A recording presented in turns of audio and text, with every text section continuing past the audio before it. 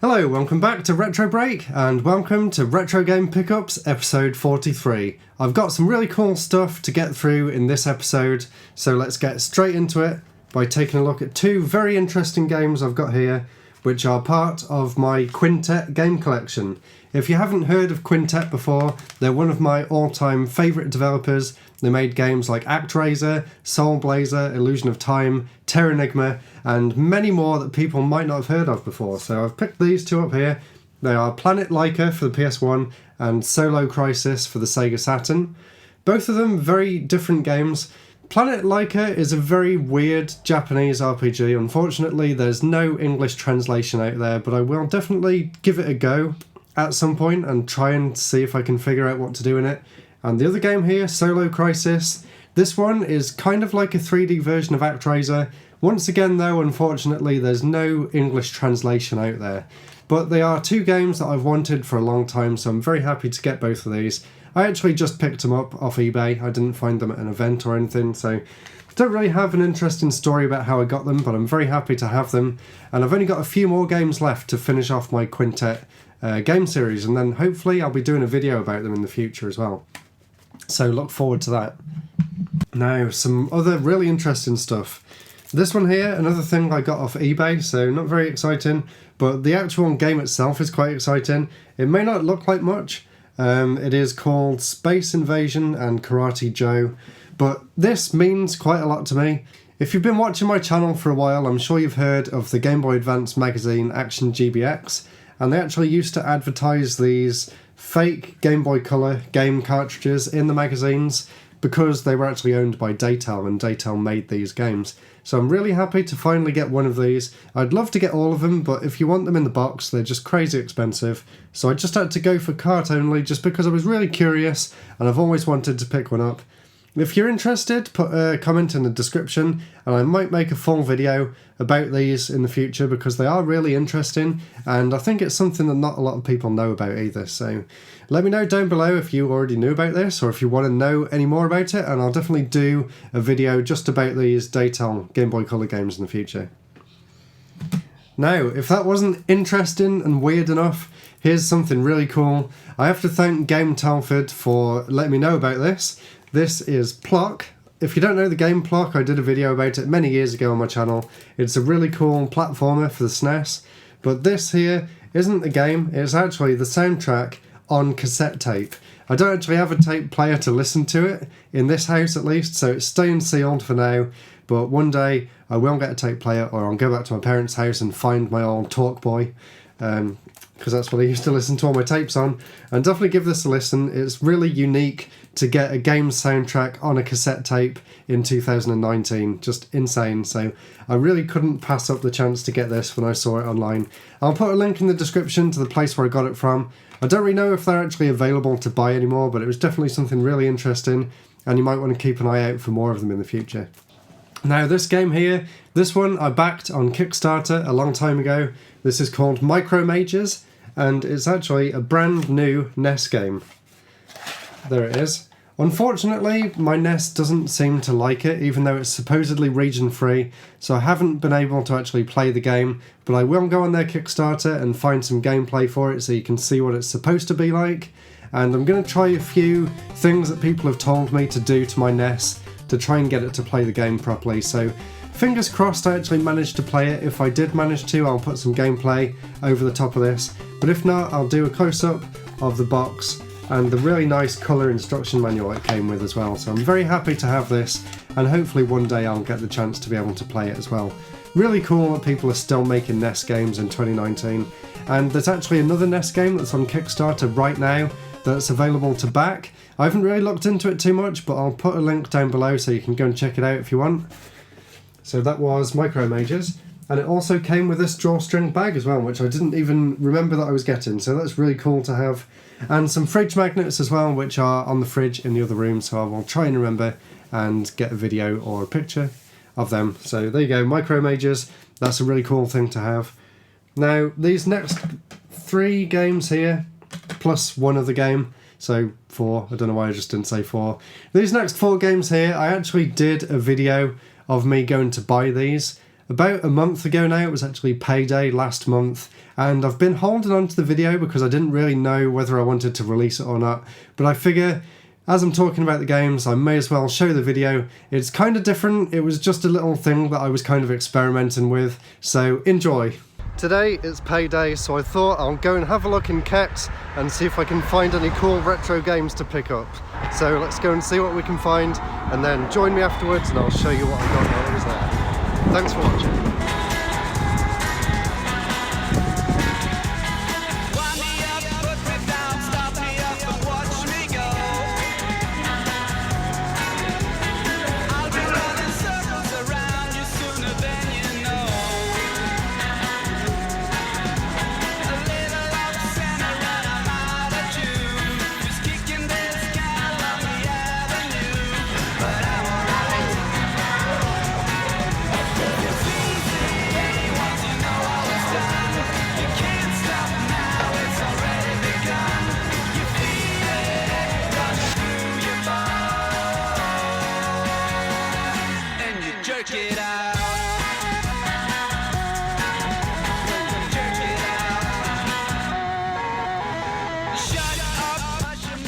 Well, there we go. I did manage to pick up quite a lot of games, but you won't get to see what they are just yet. I've got another 4 hours of work to do first, so here we go.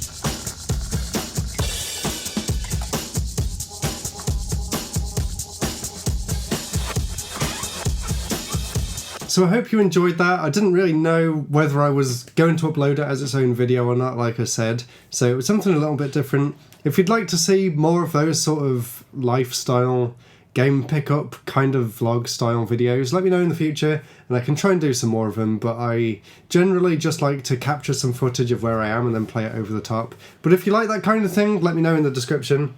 Let me know in the comments, not the description. I always get that wrong.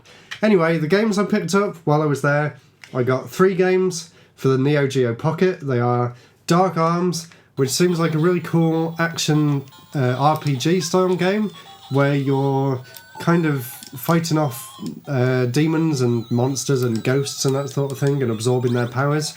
So that's really cool. And the other one I got was Card Fighters Clash. And unfortunately the translation doesn't seem very good in this game, so it was kind of hard to actually understand what I was supposed to be doing at first. But I did play this one for quite a while and I did get kind of into it. I really love the Pokemon trading card game on the Game Boy Color, so I'm very happy to have this one. And the last game here for the Neo Geo Pocket Color that I got was Pocket Tennis. A very simple game, but just like many other SNK Neo Geo titles, it plays really, really well.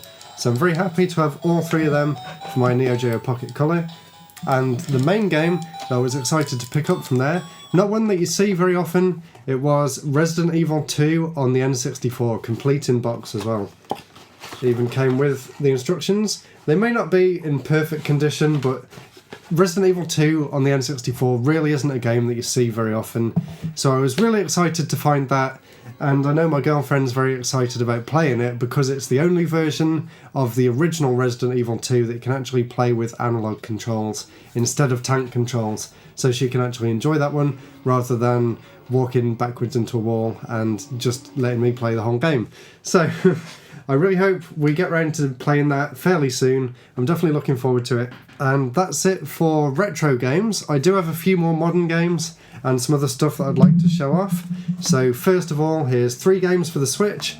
The first one is The Messenger, which actually turned up recently. I thought it was from Limited Run, but it's actually from a company called Special Reserve Games. I haven't actually played it yet.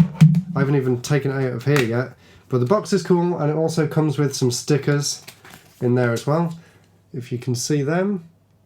There you go. So it comes with some nice ninja stickers, a nice NES inspired instruction manual, and of course the cart, and a reversible cover as well. I might try and do a close-up of that. And of course, I also got Astral Chain, which I have been loving so far. Really, really cool game by Platinum. I did get the special edition, and I did record an unboxing when I got it, so I'll play that now.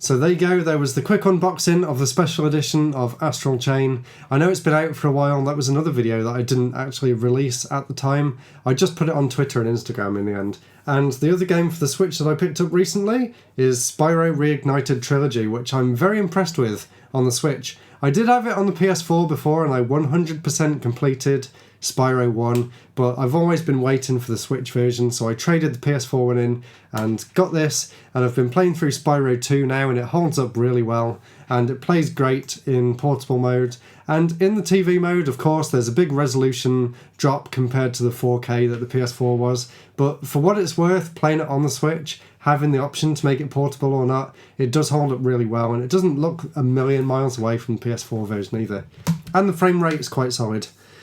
So I think that's it for games. I have one cool thing down here that I want to show you. So